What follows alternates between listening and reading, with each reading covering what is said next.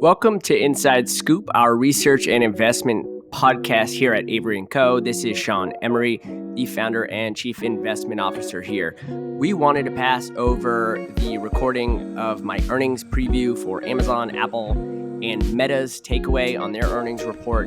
This conversation was on the closing bell with Ann Barry on Public. Please enjoy it. Hello, everybody, and welcome to the close on Public Live. And I'm your host, Ann Barry.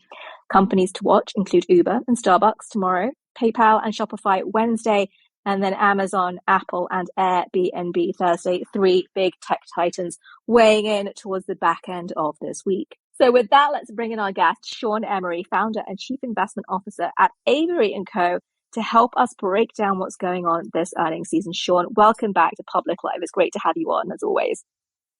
Good afternoon, Ann. How you doing? Good, Sean. Let's talk about what's going on. Heading into this week, about half of S&P 500 companies have already reported their second quarter results. What are your couple of key takeaways? What are some of the themes you're seeing in this earnings season so far? Yeah, I think a really around, in-quarter outlook has been fairly constructive. You take the companies like the Metas and some of the larger ones, which have, signaled that, some form of bottoming specifically in their certain areas. You look at overall earnings. You highlighted it pretty well in terms of the magnitude of the decline, but yet, the earnings, compared to earnings expectations, it's roughly like 6% gap, which is right around average. So, it's pretty healthy in terms of, the beats, I guess. And a lot of that is coming from areas like, consumer discretionary, or communication services, and IT or technology. All three of those are +7. I think technology's earnings surprises, north of 13% now. So I think that's why you're seeing some of this strength. So I think that's, some of the early takeaways. And there's a lot, as you said, coming this week. Let's break down Meta a little bit further, Sean. I know that's a company that you pay close attention to. There are a bunch of different headlines around this one. So let's just unpack some of the numbers that have made their way out there. The tech giant reported profits were up $16 billion, which meant that Meta's profits hit $7.8 billion. Revenue was up 11%. So Meta is now moving into its so-called year of efficiency. So I do want to know whether you think that's paying off. But second question, just to have in the back of your mind, some of the reports out there have suggested that Meta's labs, so the real focus on AR, VR, and the metaverse, has lost something like $30 billion plus over the last couple of years of investment. So let's start first. Year of efficiency, cost cutting has been pretty deep over at Meta. Is it paying off right now with profits up 16%? Yeah, it's certainly paying off. I think that's the way to look at it, is just the numbers, right? Family of apps, you strip out Reality Labs, that's supporting now, 42% operating margins. That's the core profit engine of this business. Stripping that out, you get something like 31%. They had a couple one-time items in the quarter. So 31%, if you take the whole consolidated company, 98% of revenue is coming from advertising. So this is an advertising business. With some of these other bets. I think with some of these launches that Zuckerberg has done over the years, or just like product announcements and showing things like WhatsApp, and Reels is now a $10 billion run rate business. I think he's getting some validation from obviously the markets that he's able to adapt quickly, still create products. WhatsApp click to message is one of the largest parts of their business now, and that's a couple of years old. So I think the biggest takeaway is, the core business, the margins of that core business are inflecting higher, both on the top line, which is feeding to the bottom line. We saw 14% headcount reduction. So talking about the year of efficiency, it's just showing up in the numbers. But yeah, as you pointed out, people aren't still as happy with that large spend on the Reality Labs.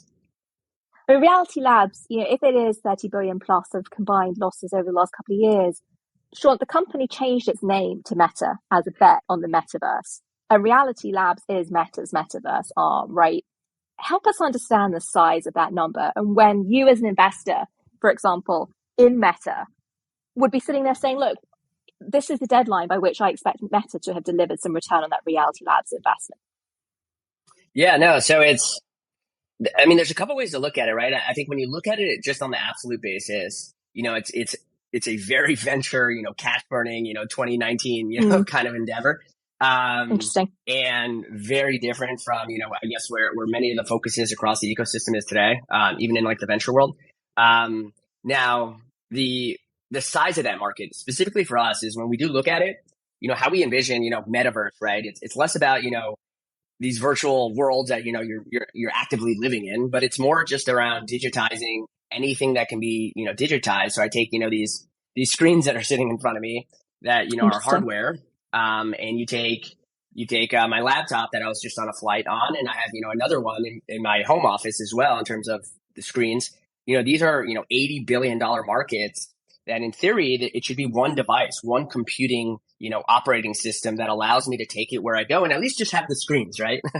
And that alone is just one use case that I think is somewhat fascinating. There's still a runway. All of this R&D budget is going towards a lot of the hardware that's being built here, and all of that R&D to essentially launch Oculus or Quest 3 coming out here this fall, and anything that's coming thereafter to continue to push that form factor smaller and smaller. I think ultimately we're riding that curve of size, and capability, and I think that's the Mm-hmm. end goal. Obviously, but you have this core engine, this core company that is delivering 42% op margins, 31%, even if you include all that spend.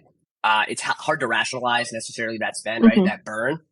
But if you really think this is the next computing platform or one of adjacent to what Yeah. we do today, I think that's how you have to think about it. So Sean, just real quick, so I don't want to move. I want us to move on to other Yeah, topics, but just how are you factoring Threads into your outlook? Do you see that business generating revenue anytime soon? not directly. I don't think they smack Okay. ads in there anytime soon. I think this just is a feedback loop into all the ads that we do see, in terms of feedback, meaning data, personalization, all the text that we're all writing and clicking on. Mm-hmm. It's more information that we can all incorporate. And that's how I see it now. I think there's more to be Mm-hmm. seen. We're tracking app downloads and engagement, and we'll see where it ends up. But so far it's been a good rollout in terms of just getting a lot of people to even touch it.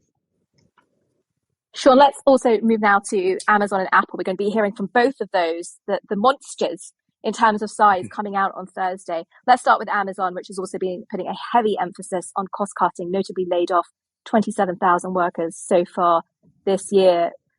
Punchline, what do you think the main storyline is going to be with Amazon? What are they going to tell us about their business on Thursday? Yeah, it's what are they going to tell us? What do we want to know? It's optimization. Where are we in that journey of optimization? I think that's number one. In terms of cloud spend, a lot of companies are optimizing their cloud spend. So that's number one. I think, marketplace revenue, we know, this quarter, but also Prime Day, touted as one of the biggest events, 6% growth, $12.7 billion of revenue came through, and, or volume came through. Credit card data that we track validates that. So it's around that and what that leads to for the Q3 guide. And then you look at, overall cost structure, like you said, if the marketplace, surprises, let's say to the upside, what does that do to margins? I think consensus for operating margins for this quarter is 3.6%. Any strength on that top line on the marketplace business just flows directly through, just given, they do have a lot of fixed costs in that component. Another last thing is, advertising. I think this is a high margin business, $10 billion quarterly business. What will that do? If that continues to excel and accelerate, I think that's important. But AWS, we saw Microsoft, good Mm-hmm. here, good here. But if Azure, has any sort of hint of negative, just like AWS, that 10% number, I think is a big number this quarter. They're right at there on the, guidance and consensus, for AWS. If we hit above that, I think the street will be happy. And, if they hint at any sort of flattening in optimization, that's probably the number one factor of this whole quarter. And real quick, Sean, just your one line on Apple. It's expected to report a slight decline in revenue and EPS. Are you bullish or bearish on this one heading into the report coming out Thursday? So hard with the valuation that it's at. It's just really hard to be too bullish on it. But if you look at the report, Mac, their computer sales should totally beat what is out there on the street. I think the street's modeling negative numbers. IDC just came out with 10% growth. So I think that could be the swing factor this quarter for a company expected to grow 2 to 3% for the quarter. China is important as well. Sean Emery, founder and chief investment officer at Avery & Co. Thank you as always for joining. Come back when we've had all these results come out. Love to get your perspectives and your takeaways as you get a chance to come Definitely. up for air and synthesize that. That'll do it, folks. That closing bell has rung. So we will see you back here on Public Eye for other great content over the rest of the week. Tomorrow is the first